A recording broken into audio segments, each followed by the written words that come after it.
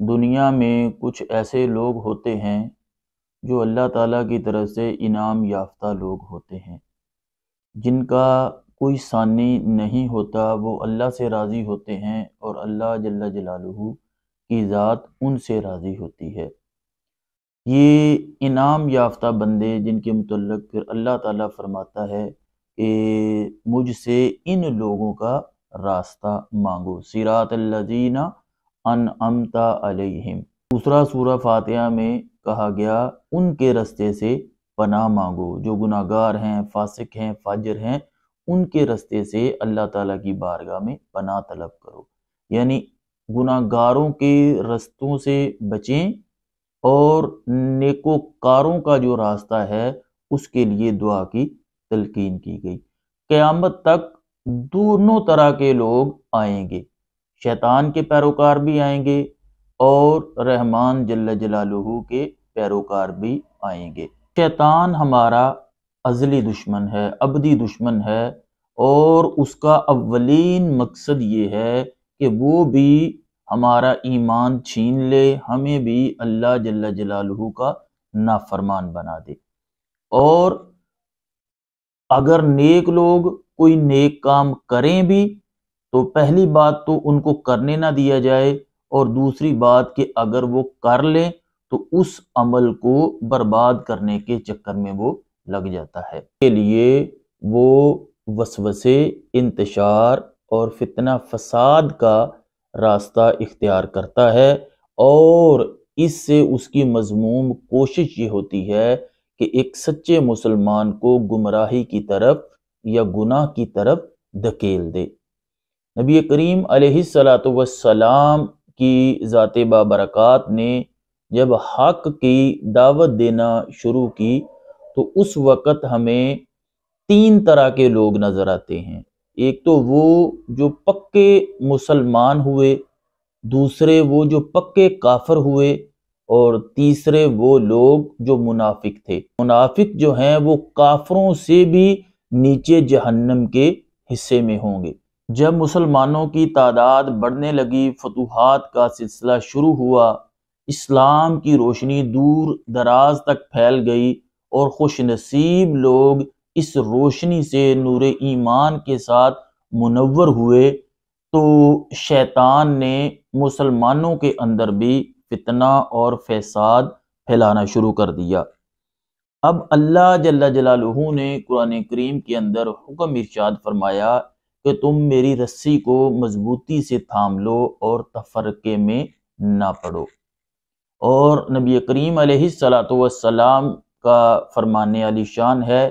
کہ جماعت کے اوپر اللہ تعالیٰ کا ہاتھ ہوتا ہے، جماعت سے الگ نہ ہونا۔ جو جماعت سے الگ ہوگا وہ دین سے خروج کرے گا، بالآخر وہ جہنم اپنا ٹھکانہ بنا لے گا۔ امت مسلمہ میں فرقہ واریت کی حالت یہ ہے کہ ملک کے ملک، شہر، گاؤں، حتیٰ کہ گھر گھر بھی یہ کفر، کافر، فاسق، ناسبی، خارجی اور رافضی کے نعرے گونجنے لگے، اور یہ لڑائیاں مسجد و محراب سے نکل کر گھر سے ٹی وی ٹاک شو سے سوشل میڈیا کی اب یہ زینت بننے لگی۔ اب کچھ یوٹیوبر اور چینل مالکان، انہوں نے اپنی ریٹنگ کے لیے، اپنی شہرت کے لیے، اپنی انکم کو بڑھانے کے لیے سیاست کے ساتھ ساتھ مذہبی لوگوں کا بھی استعمال کیا۔ اس کا نقصان کیا ہوا کہ جب یہ لڑائیاں میڈیا پر آ گئیں اور بالخصوص ہر نوجوان کے ہاتھ میں جو موبائل ہے اس میں یہ نظر آنے لگی، تو ایک تو وہ طبقہ جو ایلیٹ کلاس سے تعلق رکھتا تھا، پہلے ہی دین سے دور تھا اور اغیار کے ہاتھ میں تھا، وہ لوگ سیکولر، ملحد اور حتیٰ کہ دین سے اتنے بیزار ہوئے کہ انہوں نے تو اپنے آپ کو باقاعدہ طور پر دین سے الگ کر لیا۔ اب دوسرا ایک طبقہ جو اس سے تھوڑا سا کم نیچے کا تھا وہ اسلام سے یا دین سے بیزار تو نہیں ہوئے، وہ علماء سے بیزار ہو گئے، اور معاذ اللہ یہاں تک کہ پھر انہوں نے گالم گلوچ اور طعن و تشنیع کا ایک بازار گرم کر دیا۔ اب اس کا ایک نقصان تو یہ بھی ہوا کہ جو یوٹیوبر تھے یا چینل مالکان تھے، انہوں نے مذہبی لوگوں کا سیاست کے ساتھ ساتھ بھی استعمال کیا اور خوب ان کی لڑائیاں اور ابحاث کروائیں۔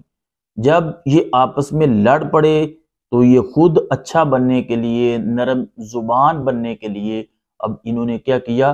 کہ کہا کہ دیکھو جی، ہم تو آپ کے درمیان محبت پیدا کروانا چاہ رہے تھے، اور آپ یہ کیا پیغام دے رہے ہیں یوتھ کو یا ناظرین کو، دیکھنے والوں کو، پھر وہ اچھے بنتے نظر آئے۔ اب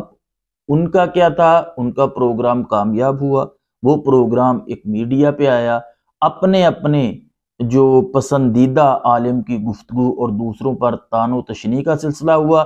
کمنٹس آئے، ریٹنگ بڑھ گئی، اس کو انکم آنا شروع ہو گئی۔ اب وہ اینکر صاحب تو کامیاب ہو گئے، اب رہ گیا مسئلہ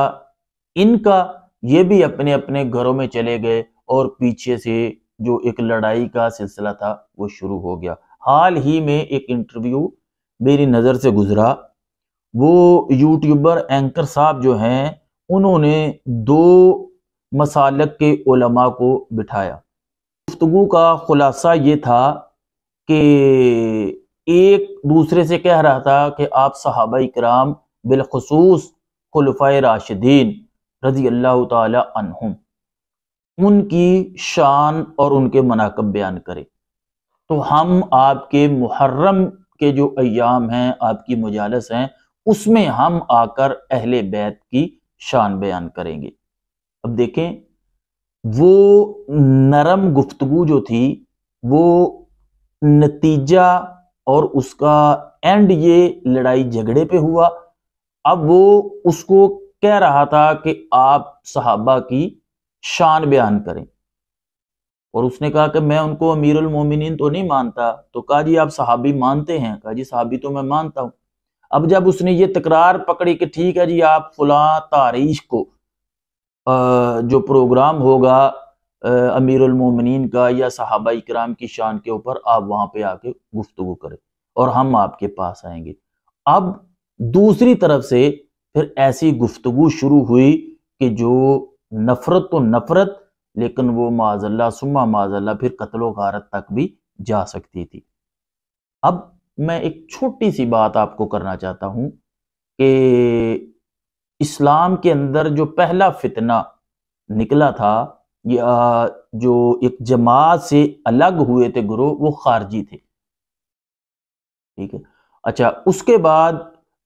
جب اہل سنت اور اہل تشیع کا یہ جو معاملہ ہوا، تو اس میں ایک محتاط جو تاریخ بیان کی جاتی ہے وہ یہی ہے کہ حضرت سیدنا امیر المومنین داماد رسول صلی اللہ علیہ وآلہ وسلم ذو النورین حضرت سیدنا عثمان غنی رضی اللہ تعالی عنہ کی شہادت اور اس کے بعد کے یہ واقعات ہیں۔ اس میں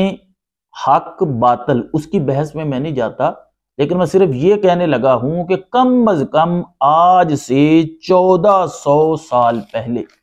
یا 1300 سال پہلے ایک اختلاف شروع ہوا، اس میں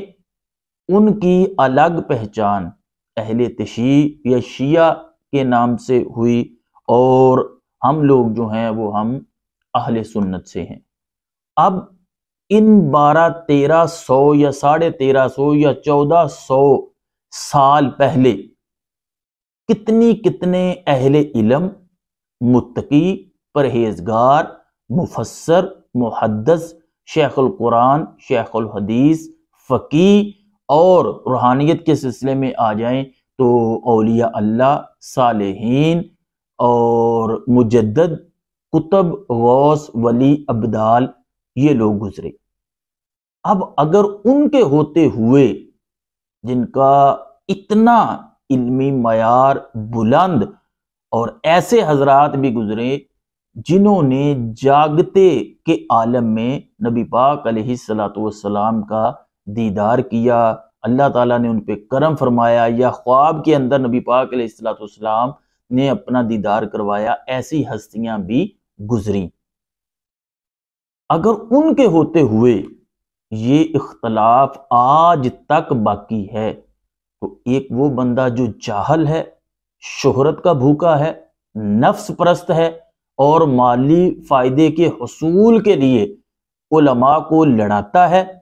اور اپنے پروگرام کی ریٹنگ کے لیے اب وہ یہ دعویٰ کرے کہ ہم تو لوگوں کو قریب لانا چاہ رہے ہیں، ہم تو ان میں آپس میں پیار اور محبت پیدا کرنا چاہ رہے ہیں، تو قطعاً یہ اس کی مذموم کوشش ہے، کیونکہ کوشش اس کی اخلاص پہ تھی نہیں، اور اس کا نتیجہ دیکھیں۔ اہل سنت جو ہیں ان کے معاملات الگ ہیں، ان کی کتب، ان کی فقہ اور ان کا مسائل اخذ کرنا، ان کے ائمہ وہ الگ ہیں۔ اگر آپ اہل تشیع کی طرف جاتے ہیں تو ان کی کتابیں،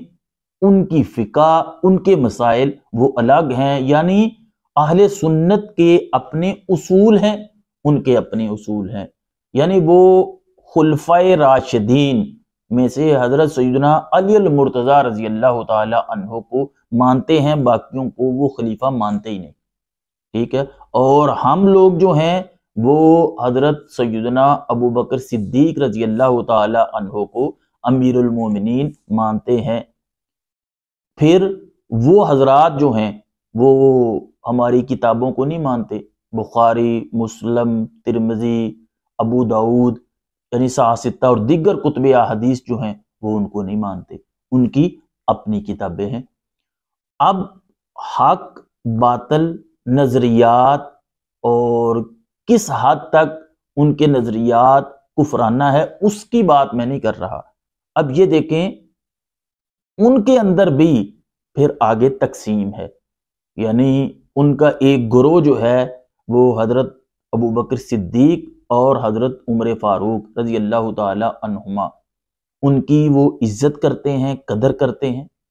اور ام المومنین عائشہ صدیقہ رضی اللہ تعالی عنہا، ان کو بھی وہ قدر کی نگاہ سے دیکھتے ہیں۔ اور ان کا ایک ایسا گروہ بھی ہے آج بھی، اور وہ عراق کے اندر ہے، وہ باقاعدہ طور پر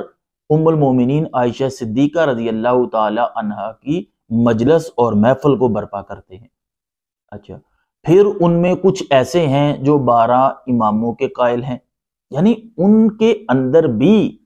تقسیم ہے۔ اب ایک مذہب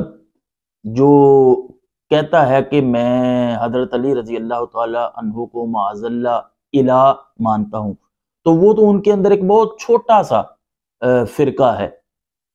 اور باقی جو ہیں بہت سارے توحید کے قائل ہیں، رسالت کے، نبوت کے قائل ہیں، اور بہت ساری چیزوں میں ان کی مطابقت ہے۔ اس سنت کے اندر جو پہلے فقہ کے امام ہیں حضرت سیدنا نعمان بن ثابت رضی اللہ تعالی عنہ، جنہیں امام اعظم امام ابو حنیفہ بھی کہا جاتا ہے، انہوں نے ڈائریکٹ صحابہ سے پڑھا ہے، اور حضرت سیدنا امام باقر رضی اللہ تعالی عنہ اور سیدنا امام جعفر صادق رضی اللہ تعالی عنہ کی صحبت میں رہے ہیں، اور خود ارشاد فرماتے ہیں کہ اگر میں 2 سال حضرت امام جعفر صادق رضی اللہ تعالی عنہ کی صحبت میں نہ رہتا تو میرا علم مجھے برباد کر دیتا، یا ابو حنیفہ برباد یا ہلاک ہو جاتا۔ اس طرح کی روایتیں بھی ملتی ہیں، لیکن ہمارے جو 4 ائمہ ہیں فقہ کے اندر، امام اعظم، امام ابو حنیفہ، امام مالک، امام شافعی اور امام احمد بن حنبل، یہ 4 ائمہ فقہ کے اندر علیحدہ علیحدہ ان کی اپنی فقہ ہے، لیکن یہ اہل سنت میں سے ہیں۔ لیکن اس سے پہلے بہت زیادہ احادیث مبارکہ کی کتابیں لکھی گئی تھی، لیکن بخاری، مسلم اور ستہ، یہ جو ساری کتابیں ہیں یہ ان ساروں کے بعد کی ہیں۔ پھر اسی طرح اہل سنت کے اندر بھی جو جماعت سے الگ، دیکھیں فرقہ فرق سے ہے کہ جن کے نظریات میں فرق آ گیا، عقائد میں فرق آ گیا، اور وہ جماعت سے الگ ہو گئے۔ ہم اہل سنت ہیں، تو ہم اگر یہ کہیں کہ اہل تشیع جو ہیں یا وہ ہماری بات مانیں، اگر تو وہ ہماری بات مانے تو یہ تو فرق ہی ختم ہو گیا۔ اگر اہل تشیع ہماری بات مان لے تو پھر تو وہ الگ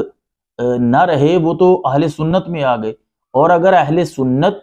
ان کی مان لیں تو پھر اہل سنت نہ رہے، وہ تو اہل تشیع بن گئے۔ تو وہ الگ اپنے نظریات پر قائم ہیں، اور ہم جو اہل سنت ہیں ہمارا عقیدہ یہ ہے کہ اللہ جل جلالہ وحدہ لا شریک ہے، وہ فاعل حقیقی ہے، جو بھی کسی کو ملا ہے وہ اللہ تعالیٰ نے ہی دیا ہے، وہ خالق ہے، باقی ساری مخلوقات ہیں انبیاء کرام علیہ السلام اور تاجدار انبیاء محبوب خدا حضرت سیدنا محمد مصطفیٰ کریم صلی اللہ علیہ وسلم کی ذات بابرکات بھی شامل ہے۔ تو سیدی اعلیٰ حضرت فرماتے ہیں کہ رضا نے اس پر ختم سخن کر دیا کہ خالق کا بندہ خلق کا آقا کہوں تجھے۔ تو اب مخلوق میں اللہ تعالیٰ کے ساتھ کسی کو مقام، وہ خالق ہے۔ ہاں جب مخلوق کی باری آئے گی تو اس میں سب سے جو بلند شان ہے وہ میرے اور آپ کے کریم آقا صلی اللہ علیہ وآلہ وسلم کی ہے۔ پھر اسی طرح ہم صحابہ کرام علیہ رضوان ان کو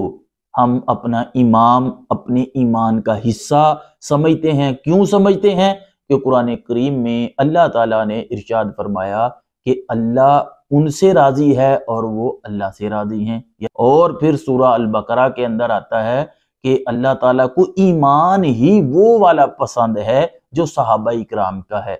تو وہ کافر کہتے تھے نا کہ کیا ہم اس طرح ایمان لے آئیں جس طرح معاذ اللہ یہ بے وقوف، یعنی صحابہ کرام کو وہ بے وقوف کہتے تھے کہ اس طرح ایمان لے آئیں۔ تو پھر اللہ جل جلالہ نے قرآن کے اندر جواب دیا کہ سن لو، وہ نہیں تم بے وقوف ہو، یعنی ایمان کا معیار جو ہے وہ صحابہ کرام ان کی ذوات کو ٹھہرایا گیا۔ اسی طرح اہل بیت اطہار ہیں، تو اہل بیت اطہار جو ہیں وہ ہمارے ایمان کا حصہ ہیں، بلکہ خود اللہ تعالیٰ نے قرآن کریم کے اندر محبوب علیہ الصلوۃ والسلام نے احادیث مبارکہ کے اندر جس طرح اصحاب کی شان کو بیان کیا، اور اسی طرح اہل بیت اطہار کی شان کو بیان کیا، بلکہ انہیں جنتی نوجوانوں کا سردار اور بی بی فاطمہ الزہرا سلام اللہ علیہا ان کو خواتین کی سردار قرار دیا گیا۔ اور پھر اس کے بعد اولیاء کرام ہیں، ان کو بھی اللہ تعالیٰ نے شانیں دی ہیں، اور ہم اولیاء اللہ کے بھی عقیدت مند ہیں، قائل ہیں۔ اب جو بندہ کرامات کا بالکل مطلقاً سرے سے انکار کر دے تو یہ بھی کفر ہے، اور اگر کوئی ہر چیز ہی کرامات پہ لے جائے اور نماز نہ پڑھنا بھی کرامت ٹھہر جائے اس کی، اور گالیاں دینا بھی معاذ اللہ کرامت، اور اس میں بھی شفا اور کام ہو جائے، تو یہ بھی باطل نظریات ہیں۔ جتنی شان اللہ جل جلالہ نے انہیں دی ہے اس کے ہم قائل ہیں، اور اولیاء اللہ کے ساتھ محبت اللہ تک پہنچنے کا ذریعہ ہے، اور ان کی دشمنی اور عداوت جو ہے وہ اللہ تعالیٰ سے جنگ قرار پائی۔ اب یہ ہمارا جو نظریہ، اور بالخصوص بر صغیر کے اندر ہم حضرت سیدنا مجدد الف ثانی حضور شیخ عبدالحق محدث دہلوی اور سیدی اعلیٰ حضرت امام احمد رضا خان رضی اللہ تعالی عنہم، ان کے ہم پیروکار ہیں، اور انہی کی تعلیمات کے مطابق ہم چلتے ہیں۔ یہ اہل علم ہیں، اگر کوئی فتنہ اٹھے گا تو یہ اہل علم کی ذمہ داری بھی ہے کہ وہ اس فتنے سے نپٹیں گے بھی، ان کا رد بھی کریں گے، اور ان کے لیے پھر ان کو مناظرہ یا مباہلہ کرنا پڑے تو وہ بھی کرنا پڑے گا، اور وہ کرتے بھی ہیں۔ لیکن آج کل کیا ہے کہ آج کل ہمارے پاس اپنا مواد ہے ہی نہیں، ایک دوسرے کو کافر، مشرک، بدعتی ناموں سے، القابات سے، فتاووں سے یاد کیا جاتا ہے۔ ہم نے اپنی 1.5 اینٹ کی مسجد بنا رکھی ہے، اور اگر آپ وہی جو آج کل عوام کر رہی ہے، اگر آپ کسی بھی مسلک کے بڑے عالم کے پاس چلے جائیں اور ان سے جا کے یہ پوچھیں کہ حضرت یہ جو آپ کے مقتدی یا آپ کے پیروکار یا آپ کے مسلک کے لوگ اس پر فتویٰ لگا رہے ہیں اور یہ کام جو ہے، آیا یہ کفر ہے، یہ شرک ہے، یہ بدعت ہے؟ پہلے تو دیکھیں مباح کا درجہ ہے، پھر مستحب ہے، پھر اس کے اوپر سنت ہے، پھر اس کے اوپر جو ہے وہ واجب ہے، اور اس کے اوپر فرض ہیں۔ اب ایک بندہ فرائض پر اعتقاد رکھتا ہے، واجبات پر اعتقاد رکھتا ہے، سنت کو وہ اپنے امام کی تحقیق کے مطابق یہ کہتا ہے کہ ہمارے نزدیک یہ سنت ہے اور یہ نبی پاک علیہ السلام سے ترک ثابت ہے، اور دوسرا کہتا ہے کہ ہمارے ہاں اس کو ترک کرنا سنت ہے، اپنانا سنت نہیں ہے۔ ایک کہتا ہے اپنانا سنت ہے، ترک کرنا سنت نہیں ہے۔ اچھا، پھر اس کے بعد مستحب ہے، تو مستحب پہ تو بحث ہی نہیں بنتی، آپ کریں گے تو آپ کو ثواب ملے گا، اگر آپ نہ کریں گے تو اس کو آپ سے پوچھ گچھ نہیں ہوگی۔ اور پھر وہ مباح جو ہے اس کا کرنا یا نہ کرنا برابر ہے، اب آپ اچھی نیت کے ساتھ کریں گے تو اس پر بھی آپ کو ثواب ملے گا۔ اس سیدنا امیر المومنین خلیفۃ المسلمین سیدنا صدیق اکبر رضی اللہ تعالی عنہ، آپ کا یہ یوم وصال ہے 22 تاریخ کو۔ اب ہمارے جو اہل سنت ہیں وہ اپنی عقیدت کا اظہار کرتے ہیں، ان کے ایصال ثواب کی محافل، ان کے امت پر احسانات نئی نسل میں منتقل کرنے کے لیے، ان کی محبت کو عام کرنے کے لیے، ان کے کارنامے اور دین اسلام کی جو خدمات ہیں وہ نوجوان نسل تک منتقل کرنے کے لیے پروگرام کا انعقاد کرتے ہیں۔ اب جب ہم پروگرام کا انعقاد کرتے ہیں تو یہ ہمارا عقیدہ ہے۔ اب وہ طبقہ جو اصحاب کو یا خلفائے راشدین سے ایک بغض رکھتا ہے، یا ان کو آپ سادہ لفظوں میں کہیں کہ اہمیت نہیں دیتا، اب وہ جب نیچے آ کے جب پروگرام یا ہمارا کوئی کلپ اپلوڈ ہوتا ہے تو اس کے نیچے آ کے حضرت سیدنا صدیق اکبر رضی اللہ تعالی عنہ کی ذات گرامی کے متعلق نازیبا الفاظ کہیں، اب ان کا حق تو نہیں بنتا۔ اب اسی کو فرقہ واریت کہتے ہیں کہ یہ کوئی مسلمہ اصول ہے، اور 13 یا 1400 سال سے ہمارا یہ طریقہ ہے، ہم یہ کرتے ہیں۔ اسی طرح حضرت عمر فاروق رضی اللہ تعالی عنہ کا یوم آئے گا، یا حضرت عثمان غنی کا، یا مولا کائنات علی المرتضیٰ شیر خدا کا، یا اہل بیت اطہار کا، امام زین العابدین، امام محمد باقر، حضور غوث پاک رضی اللہ تعالیٰ عنہ، یا جتنے اولیاء اکرام ہیں، ان کے جب دن آتے ہیں تو ہم ان کو یہ طریقہ اپنا ہے، کسی کو پسند نہیں تو اس کو کہتا ہی کوئی نہیں کہ آپ کرو، ہم اپنے طریقے سے ان کو ایصال ثواب کرتے ہیں۔ آپ کو جیسا سمجھ میں آتا ہے آپ ویسا کر لیں، نہیں بھی سمجھ میں آتا تو آپ کو نہ کریں۔ کوئی بھی نہیں یہ کہتا کہ اگر آپ نے یہ نہ کیا تو معاذ اللہ آپ کافر ہو جائیں گے، لیکن اس کا مطلب یہ نہیں کہ جب ہم نبی پاک علیہ الصلوۃ والسلام کی سیرت یا میلاد شریف کی کوئی محفل ہو تو دوسرا طبقہ اٹھ کر اس پہ فتویٰ لگا دے۔ بھئی آپ کا مسلک الگ ہی تب ہوا ہے، آپ جماعت سے نظریات کا اختلاف کر کے الگ ہی اسی وجہ سے ہوئے ہیں کہ آپ ان کاموں کو نہیں مانتے۔ تو جب آپ کا یہ عقیدہ ہی نہیں تو جن کا عقیدہ ہے وہ تو کریں گے۔ اب یہی فرقہ واریت ہے کہ وہاں پر جب محرم کے ایام ہوتے ہیں تو ایک طرف سے ان کو تنقید کا نشانہ بنایا جاتا ہے، بھی ان کا عقیدہ ہے وہ یہ کریں گے۔ ایک جماعت کے اندر یا ایک مسلک کے اندر 2 3 4 اپنے مسلک بن چکے ہیں، اور ہم نے ایک عمومی رویہ یہ دیکھا ہے، اور اس کے پیچھے یا مالی فائدہ نظر آئے گا یا شہرت، ہو سکتا ہے کہ اخلاص، لیکن الا ماشاء اللہ شاذ کوئی ہو جو اخلاص کے طور پر یہ کرے۔ اپنی بات کریں گے کہ ہمارے اہل سنت کے اندر اگر ایک عالم کا دوسرے عالم سے، ایک آستانے کا دوسرے آستانے سے، ایک شیخ الحدیث کا دوسرے شیخ الحدیث سے، ایک محدث کا دوسرے محدث کے ساتھ، ایک مفسر کا دوسرے مفسر کے ساتھ اختلاف ہوتا ہے، تو وہ کرتا کیا ہے کہ کمرے میں یا جلسے میں یا ایک مجلس کے اندر ایک بیان ریکارڈ کرتا ہے اور اس کو سوشل میڈیا پہ اپلوڈ کر دیتا ہے۔ اب وہ دوسرا بندہ وہ اس کا جواب اسی طرح مجمع کے اندر، مجلس کے اندر یا اپنے کمرے میں اسٹوڈیو میں بیٹھ کے بیان ریکارڈ کرواتا ہے اور وہ بھی اپلوڈ کر دیتا ہے۔ میں ایک انٹرویو سن رہا تھا، ایک اسی طرح کا ویلاگ تھا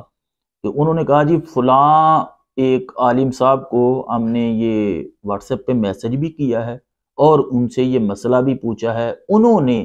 چونکہ ہمیں جواب نہیں دیا تو لہٰذا ہم اب مجبور ہو کر یہ کلپ ریکارڈ کروا رہے ہیں اور اس کو جواب دے رہے ہیں اور اس کا رد کر رہے ہیں، اور وہ دونوں ایک ہی شہر میں رہتے ہیں۔ اگر آپ نے اس کو کال کی یا واٹس ایپ میسج کیا، انہوں نے نہیں سنا، تو آپ جائیں، جا کر ان کے پاس، ان کی مسجد میں، ان کے مدرسے میں، ان کے گھر میں جا کے بات کر لیں، اور 100% امکان ہوتے ہیں کہ اگر وہ غلطی پر ہے تو وہ رجوع کر لے گا، اگر وہ غلطی پر نہیں تو آپ کو قائل کر لے گا۔ لیکن ہمارا طریقہ کیا ہے؟ ہم ویسے ہی شہرت کے بھوکے ہیں اور اختلافی مسائل کی وجہ سے ہم لوگوں کو اپنا گرویدہ بناتے ہیں اور اپنا معاشی اور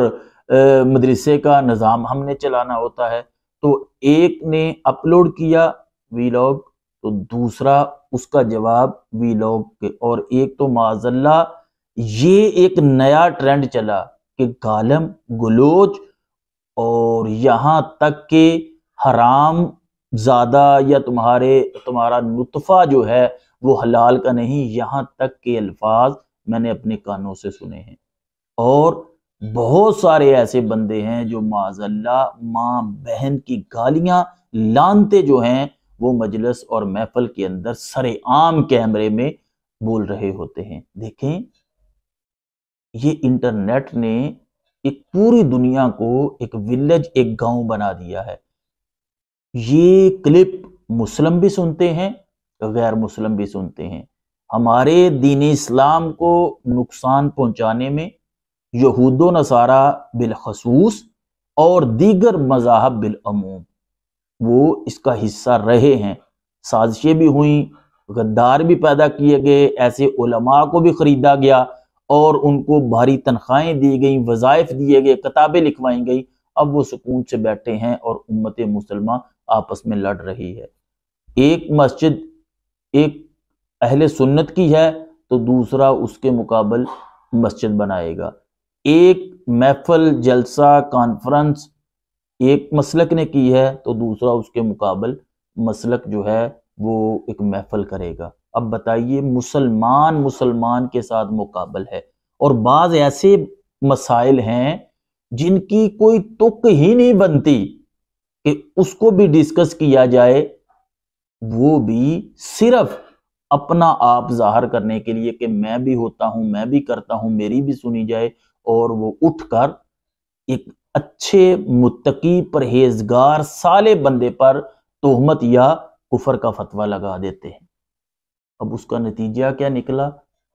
کہ ہماری نوجوان نسل ہمارے ہاتھوں سے نکل رہی ہے۔ ہمارے لوگ، ہمارے بچے جن کی ہم نے تربیت کرنی تھی وہ غیروں کے ہاتھوں میں ہیں۔ اب کافروں کو کیا پڑی ہے وہ ہم پہ تحقیق کریں۔ اب 4، 5، 6 ویڈیو کے اندر ہم نے ایک دوسرے کا رد بھی کیا ہوتا ہے، ہم نے مناظرے اور مباہلے بھی کیے ہوتے ہیں، گالم گلوچ بھی کیا ہوتا ہے۔ جو اسلام کی طرف آ رہا ہے ہماری گفتگو ہی سنا دی جائے تو وہ معاذ اللہ ثم معاذ اللہ اسلام سے متنفر ہو جائے گا، یا ہمارے ہی مسلمانوں کو کے ذہنوں کو گرد آلود کرنے کے لیے یا بدظن کرنے کے لیے ہماری ہی 2، 4، 5 علماء کی، علماء تو علماء رہے، اب تو خواتین، بچیاں جن کو صحیح طرح سے دین کا علم بھی نہیں پتا کہ قرآن و سنت کہتے کسے ہیں، وہ بھی آ کے لیکچر دے رہی ہوتی ہیں۔ پہلے تو ہم کہتے تھے یہ ٹاک شو اور رمضان کے پروگرام کے اندر دین سکھایا جاتا ہے، وہ تو چلو ویسے ہی شوبز کے لوگ تھے، اور اب نیم ملا قسم کی ہماری یہ بچیاں اور بچے، اور پھر یوٹیوبر، اور پھر یہ ہمارے جو عام لوگ ہیں، یہ مل کر اس طرح ہمارے اسلام کی خوبصورت تعلیمات کو گرد کرنے کی مذموم کوشش کر رہے ہیں۔ اللہ تعالیٰ ان سے پناہ دے۔ اب میرا مقصد آپ احباب تک بات پہنچانے کا یہ ہے کہ ہم علماء کی بات تو وہ ایک سائیڈ پہ رہ گئی، وہ تو ہے ہی عالم۔ نبی پاک علیہ السلام نے معراج کی رات ایک مشاہدہ کیا تھا، جس کو حضرت سیدنا ابو ہریرہ رضی اللہ تعالی عنہ اور حضرت سیدنا انس رضی اللہ تعالی عنہ روایت کرتے ہیں کہ محبوب علیہ السلام نے دیکھا کہ کچھ لوگوں کے ہونٹوں کو یا زبانوں کو کینچیوں کے ساتھ جو آگ کی بنی ہوئی تھی کاٹا جا رہا تھا۔ پوچھا گیا کہ یہ کون لوگ ہیں؟ تو عرض کیا گیا یا رسول اللہ صلی اللہ علیہ وسلم، یہ آپ کی امت کے فتنہ پرور خطیب تھے۔ اور ایک حدیث پاک میں آتا ہے، یہ بھی ساستہ کی حدیث پاک ہے، کہ ایسے فتنے آئیں گے، اس وقت بندہ اگر صبح کو مسلمان ہوگا تو شام کو کافر ہو جائے گا، اور شام کو اگر وہ مسلمان ہے تو صبح کو کافر ہو جائے گا۔ اور فرمایا کہ اس طرح فتنوں کی برسات ہوگی کہ جس طرح آسمان سے بارش برستی ہے۔ خدارا اپنی ایمان کو شیطان کے ہاتھوں میں نہ دے، شیطان کا کھلونا نہ بنے، اللہ تعالیٰ سے برسنے والی آنکھیں مانگے، اللہ تعالیٰ سے خشیت والا دل مانگے، قلب کی روشنی مانگے، اور اپنے ایمان کی سلامتی مانگے۔ پیشانی وہ جو اللہ کی بارگاہ میں جھکنے والی ہو وہ مانگے، بجائے اس کے کہ ہم بلا وجہ اگر کوئی مسئلہ اس کی تحقیق کر لی جائے تو 99% مسئلے ایسے ہیں جن کا اس حقیقت سے تعلق ہی کوئی نہیں ہوتا، لیکن ہم اس کا شکار ہو چکے ہوتے ہیں۔ تو لہٰذا اپنے آپ کو اس ماحول کا حصہ نہ بنائیں۔ کبھی بھی کسی عالم دین پر جب تک آپ کو یقین نہ ہو کوئی ایسا نازیبا کلمہ نہ نکالیں۔ اگر آپ اس کو نہیں پسند کرتے یا آپ کو وہ نہیں پسند تو کم از کم آپ خاموش ہو جائیں۔ ہم نے دیکھا ہے کہ جنہوں نے سینکڑوں ہزاروں لوگوں کو کلمہ پڑھایا، جن لوگوں نے امت مسلمہ میں ایک نئی روح پھونکی اور پوری دنیا میں دین کا کام کیا، ہم 2 منٹ کے اندر ان کو اپنی گالم گلوچ کا نشانہ بنا دیتے ہیں۔ اور آج یہ جب سوچتے ہیں کہ ہم اہل سنت کے اندر ہی اگر دیکھا جائے تو کون سی ایسی ہستی ہے جس پر اہل سنت کے ہی عالم نے فتویٰ نہ لگایا ہو؟ گھوم پھر کر سارے ہی کسی نہ کسی کا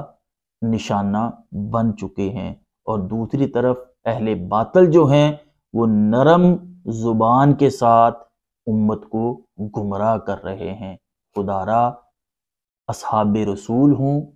اہل بیت اطہار ہوں، اولیاء اکرام ہوں، محدثین ہوں، علماء ہوں، ان سے محبت کیجئے۔ نبی کریم علیہ السلام کا واضح طور پر ارشاد ہے کہ میرے کسی صحابی کو برا نہ کہو، اور اللہ تعالیٰ نے قرآن کریم میں فرمایا کہ میں ان سے راضی ہو گیا ہوں، اور ایمان کا پیمانہ انہی کو قرار دیا گیا۔ اللہ تعالیٰ نے فرمایا کہ محبوب ان سے کہیں کہ میں تم سے کچھ نہیں مانگتا، لیکن میری اہل بیت سے محبت کیا، مودت کرو۔ پھر نبی کریم علیہ السلام نے ارشاد فرمایا کہ میری وجہ سے میری آل سے محبت کرو۔ پھر حضرت علی کی شان یہ بیان کی گئی کہ جس جس کا میں مولا اس کا علی مولا۔ اور حضرت سیدنا ابوبکر صدیق رضی اللہ تعالی عنہ حضرت علی کو دیکھا کرتے تھے۔ جب پوچھا گیا تو فرمایا کہ محبوب علیہ الصلوۃ والسلام نے ارشاد فرمایا کہ علی کے چہرے کو دیکھنا عبادت ہے۔